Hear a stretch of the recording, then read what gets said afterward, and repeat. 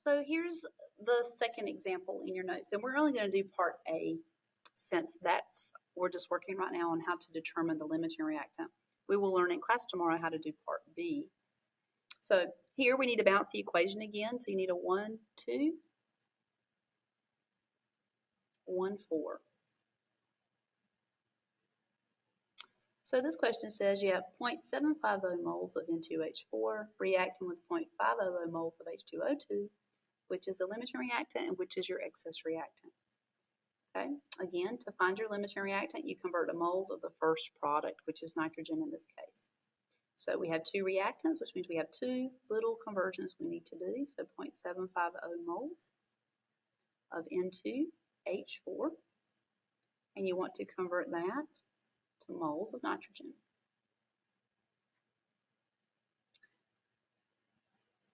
And with your second reactant, you have 0.500 moles of H2O2.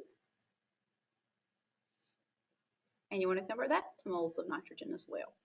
Again, go to moles of the first product. This is the fastest way to find your limiting reactant. If some of you were to go to grams of nitrogen, you could still do that as long as you go to the same unit, gram to gram. Compare grams of nitrogen to grams of nitrogen, or moles of nitrogen to moles of nitrogen. Going to moles is faster. All right, now, how many steps is a mole to mole calculation? Good, it's a one-step conversion. So you need to get moles on bottom here of N2H4, and on top, moles of nitrogen. You need moles on bottom here of H2O2, and on top, moles of nitrogen. Okay, these are our mole ratios. So all we need is our balanced equation.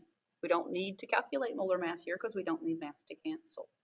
So nitrogen has a 1 coefficient, so 1 nitrogen is needed for every 1 N2H4.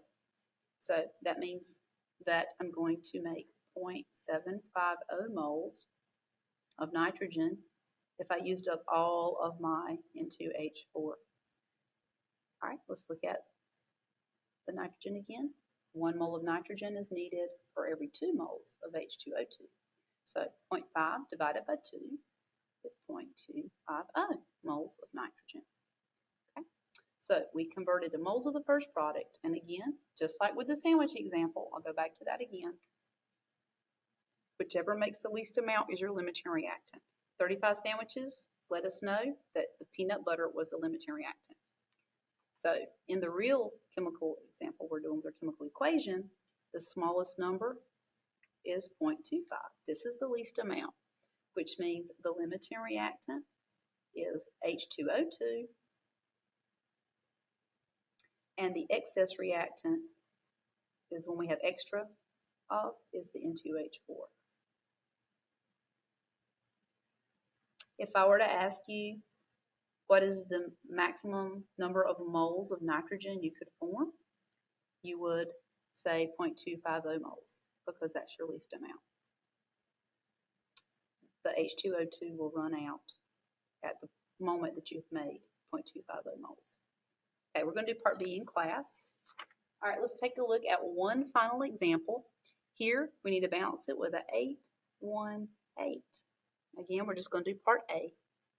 So we have 2 moles of zinc heated with 1 mole of S8, again, which is your LR. So we're going to start with our givens again, 2.00 moles of zinc, and we're converting that to moles of ZnS. That's our only product that we have. We're going to do the same thing with our other reactant.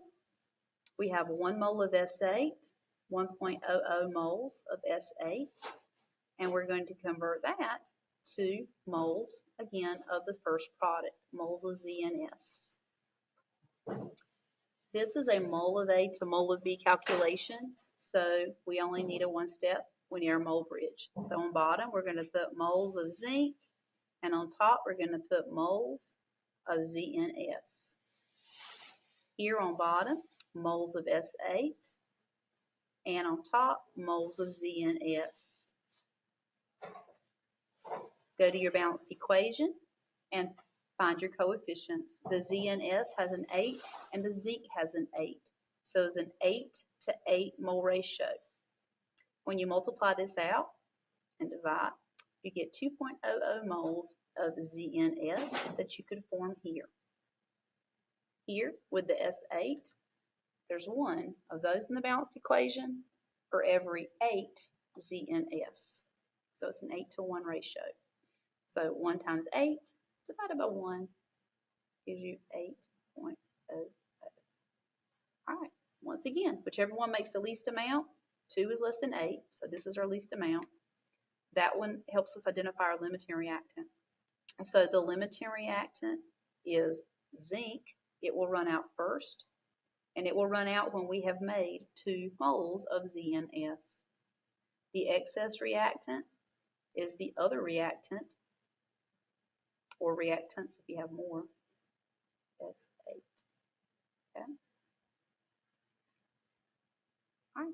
That is the introduction to limiting reactants. So for your homework tonight, you are working on examples that are like the 3 that I've just done some guided practice with you. All right, good luck.